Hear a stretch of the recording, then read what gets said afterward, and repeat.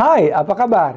Nama saya Nico Omediongkere, VP Research and Analysis di PT Valburi Asia Futures. Welcome to Valburi News. Hari ini saya ingin menyampaikan laporan research terbaru kami mengenai to all stock investors, be very careful, di mana kita akan melihat bersama-sama kenapa saya menganjurkan investor di bursa saham maupun di indeks saham itu berhati-hati. Oke, pekan ini saya ingin memberikan peringatan yang sangat keras kepada semua orang yang berinvestasi, baik itu di saham maupun indeks saham. Nah, kenapa demikian? Karena saya melihat bahwa ada perbedaan yang makin mencolok di antara bursa saham di satu sisi dan kenyataan secara ekonomis di sisi lainnya. Nah, dalam beberapa slide ke depannya akan saya coba membahas kenapa situasi dan kondisi perekonomian pada saat ini begitu membahayakan untuk investor di saham maupun indeks saham. Nah, kalau kita melihat Barron's Magazine mengatakan, will we crash or not? Nah, menurut mereka, bursa saham belum akan crash dengan kuncinya di sini belum. Jadi mereka juga tidak begitu yakin bahwa tidak akan terjadi crash di stock market, tetapi mereka bilang belum. Nah, ada beberapa alasan yang dibahas di dalam Barron's Magazine ini yang saya tidak bisa mendalaminya, tetapi ini juga sedikit lucu menurut saya karena mereka bilang, well, it's not gonna crash, not yet lah, belum lah.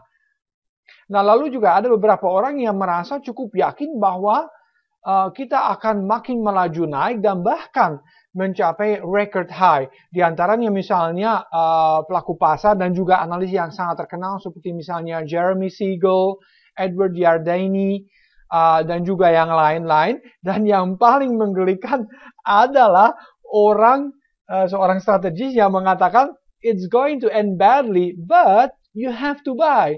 Ya, dia bilang, ya saya tahu sih memang akan berakhir buruk ini, tetapi Anda harus membelinya. Jadi ini juga memang banyak sekali pendapat yang sungguh menggelikan dan tidak selalu mendasar, tetapi ya kebanyakan orang pada saat ini kelihatannya cukup bullish terhadap bursa saham.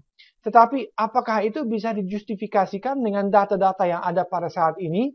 Nah, menurut saya tidak juga. Kenapa demikian? Alasan pertama dan paling kuat menurut saya adalah bahwa pendapatan per saham atau EPS itu kembali berada di level yang sama dengan tahun 2012.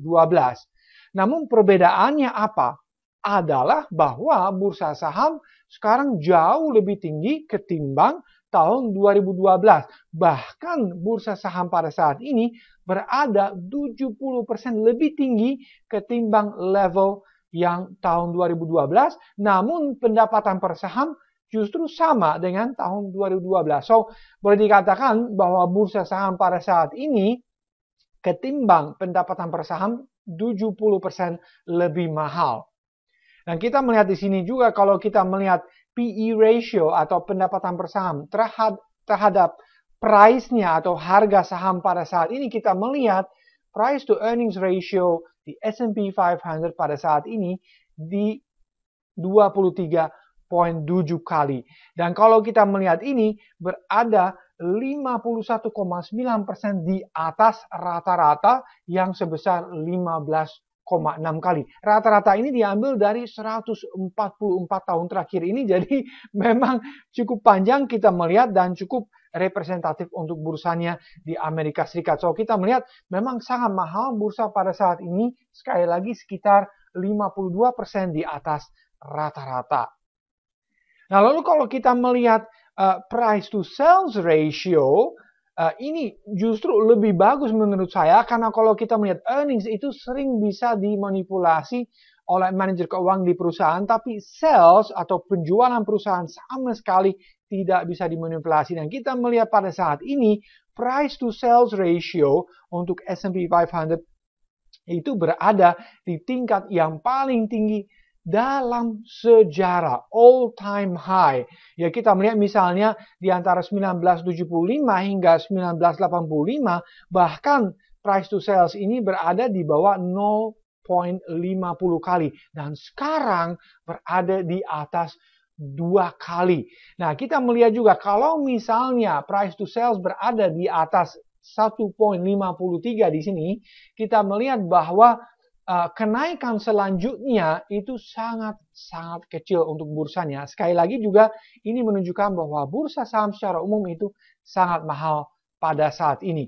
Dan kalau kita melihat secara global, the picture is exactly the same. Kalau kita melihat global stock markets, ya price to sales juga paling tinggi dalam sejarah. Bahkan lebih tinggi ketimbang global financial crisis sebelumnya yang mulai sekitar tahun 2008. So again, this is a warning sign. Be very careful kalau Anda misalnya mau masuk ke bursa saham atau saham secara individual pada saat ini, menurut saya itu sangat tidak bijaksana, apalagi kalau kita memperhatikan kemahalan dari bursa itu sendiri. Nah, lalu kalau kita melihat dividends, karena salah satu alasan kenapa kita berinvestasi di saham atau bursa saham adalah pemberian dividen. Nah, kalau kita melihat dividen, hingga bulan April sudah terjadi 213 pemangkasannya. Dan kalau kita misalnya dikalikan 3, estimasinya adalah bahwa tahun ini akan terjadi 639 pemangkasan dividen. Itu lebih tinggi ketimbang global financial crisis sebelumnya, di mana dalam tahun 2009 terjadi 527 pemangkasan dividen. So, sekali lagi ini juga alasan kenapa Anda harus sangat hati-hati pada saat ini. Lalu kalau kita melihat kenapa terjadi begitu banyak pemangkasan dividen, itu ternyata karena pertumbuhan utang bersih di perusahaannya itu benar-benar melonjak. Oleh karena itu juga karena mereka punya utang yang makin membengkak, mereka juga harus memangkas dividennya. Dan kalau kita misalnya membandingkan hutang bersih di sisi lain yang diwakili ini oleh garis biru, dan juga pertumbuhan cash flow atau aliran uang tunai di perusahaannya, itu perbedaannya paling besar dalam sejarah. Tidak pernah begitu tinggi, atau perbedaannya sekali lagi di antara utang bersih di sini dan cash flow yang harus menutupi biasanya utangnya paling besar dalam sejarah. Ini perbedaannya adalah 35% pada saat ini. Sekali lagi ini juga memberikan gambaran yang buruk mengenai perusahaan secara umum di bursa saham Amerika Serikat. Lalu, karena memang utangnya makin membengkak di Amerika Serikat, kita melihat juga bahwa sebagai akibatnya cash to debt ratio berada pada saat ini di 12% atau paling rendah dalam sedasawarsa terakhirnya. Nah, ini berarti apa? Artinya adalah bahwa perusahaan di Amerika Serikat pada saat ini hanya memiliki 12 sen uang tunai untuk setiap dolar utangnya. Dan sekali lagi juga, kita mulai turun cash-nya terhadap utangnya mulai tahun 2010, dan pada saat ini berada di level yang lebih rendah ketimbang global financial crisis sebelumnya. So again, ini juga memberikan picture-nya yang sangat kelam mengenai bursa saham di Amerika Serikat. Nah, lalu kalau kita melihat secara teknikal, terjadi dead cross pada saat ini, di mana MA50 cross down di bawah MA100. Nah, kalau kita membicarakan dengan bahasa manusia, artinya apa? Bahwa harga rata-rata 50 minggu terakhir ini lebih rendah ketimbang harga rata-rata selama 100 minggu terakhir ini. Nah, sebelumnya ketika itu terjadi pada tahun 2008, itu menandakan bahwa bear market akan mulai, dan sekarang juga kembali terjadi. Sebagai catatan, ini hanya baru terjadi 2 kali sebelumnya dalam abad ke-21, di mana krisis sebelumnya 2008 dan juga krisis sebelumnya di tahun 2000 sampai 2002 juga diawali dengan cross down dari MA50 di bawah MA100. Nah, lalu kalau kita melihat abad ke-21 ini, sekali lagi ini baru terjadi 3 kali sekarang dengan tahun ini. Kita melihat juga itu dibarengi oleh 2 hal yang lain, di mana trend lainnya dipecahkan terlebih dahulu, baik itu di krisis tahun 2000 sampai 2002, juga krisis sebelumnya 2008 sampai 2009, di mana trend line juga pecah sebelumnya cross down, dan juga sekarang trend line-nya yang berlaku di sini dari 2009 sampai 2015 juga sudah dipecahkan ke bawah. Lalu kedua, kita melihat juga bahwa krisis sebelumnya 2008 dan juga sekarang juga diwakili atau dibarengi oleh earnings perusahaan atau pendapatan perusahaan yang sedang turun. Kita melihat di sini turun, di sini juga turun, dan sekarang pun turun. So, semua tanda-tanda yang sebelumnya ada di krisis 2002 sampai 2008-2009 juga berada pada saat ini kembali kelihatannya. So, hati-hati sekali lagi, bukan karena sekarang kita melihat dalam jangka pendek itu bursa memang masih agak naik dan mendekati rekor high-nya yang tercapai di tahun 2015, bukan artinya kita harus lengah dan mengatakan, oh kalau kita mencapai rekor high-nya pasti dia akan melaju terus. Saya merasa tidak. Bahkan kalau misalnya high-nya dipecahkan di sini di sekitar 2132 untuk S&P 500, belum tentu itu akan menandai bull market yang baru dan justru bisa merupakan semacam false breakout di mana kita sedikit melebihi level tertinggi sebelumnya dan nanti akan justru anjlok lagi. Kenapa saya mengatakan demikian? Karena kita melihat kenaikan yang terjadi dari bulan Februari hingga saat ini di bulan Juni itu dibarengi dengan volume yang turun secara terus-menerus. Itu bukan tanda yang baik karena seharusnya uptrend manapun juga harus dibarengi dengan volume yang makin naik dan bukan makin turun. Jadi partisipasinya dalam uptrend jangka pendek ini tidak begitu besar.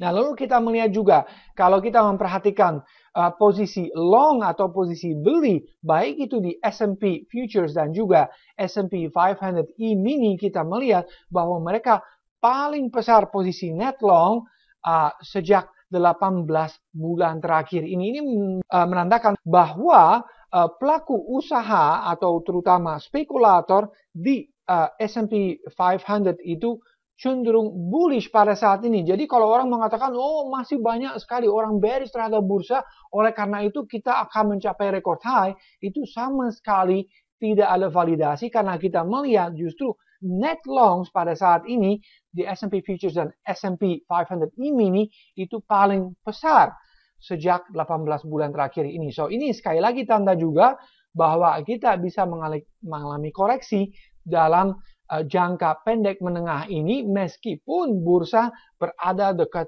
rekor high yang tercapai tahun yang lalu. Nah, lalu kalau kita melihat Russell 2000 ini juga indeks yang sangat menarik menurut saya karena ini adalah indeks saham yang terdiri dari 2000 perusahaan small caps. Nah, small caps kita tahu bersama bahwa mereka lebih sensitif cenderungnya terhadap pertumbuhan ekonomi. Dan kita melihat indeks ini menunjukkan pola yang sama yang tercapai seperti krisis sebelumnya di tahun 2008-2009 di mana ada pola head and shoulders. Kita melihat bahu kiri di sini head atau kepala dan bahu kanannya, dan sekarang sama persisnya di mana ada bahu kiri, ada kepala dan juga ada bahu kanannya. Ketika neckline atau garis leher di sini dipecahkan ke bawah, tentunya kita akan anjlok sangat dalam dan targetnya untuk pola ini adalah sekitar 500. Target yang menurut saya sangat wajar kalau kita memperhatikan kondisi perekonomian dan juga pendapatan perusahaan pada saat ini. Nah, lalu kalau kita melihat bursa tercinta di Indonesia bagaimana? Nah, ini picture-nya atau gambarannya persis sama dengan Russell 2000, indeks saham yang kita melihat yang terdiri dari small cap tadi, di mana ada pola head and shoulders. Kita melihat bahu kiri di sini, lalu kita punya kepala di sini, dan sekarang terbentuk bahu kanannya yang makin menuju ke level 5.000. Apakah level 5.000 bisa tercapai? Saya rasa itu masih sangat mungkin bisa terjadi. Dalam jangka pendek ini mungkin beberapa pekan ke depan ini masih bisa tercapai. Tetapi meskipun itu terjadi, saya pikir ketika neckline di sini pecah, mesti sangat hati-hati ke depannya. Dan bahkan kalau kita melihat targetnya ke depan masih cukup dalam menurut saya, di mana kalau kita memperhatikan Fibonacci retracement, target untuk IHSG ke depannya adalah di antara 2.700-an sampai 3.800-an. Kenapa demikian? Karena kita telah menyelesaikan wave satu yang besar di sini yang berlangsung dari tahun 2009 sampai tahun 2015. Nah, setelah itu tentunya kita akan mengikutinya dengan wave 2 yang terdiri dari wave A, B, dan C. Dan sekarang kita telah menyelesaikan wave A dari 5.500 sampai sekitar 4.000, lalu kita naik sekarang sampai sekitar 5.000, dan nanti sekali lagi kita seharusnya turun dengan targetnya di antara 2.700-an sampai 3.800-an.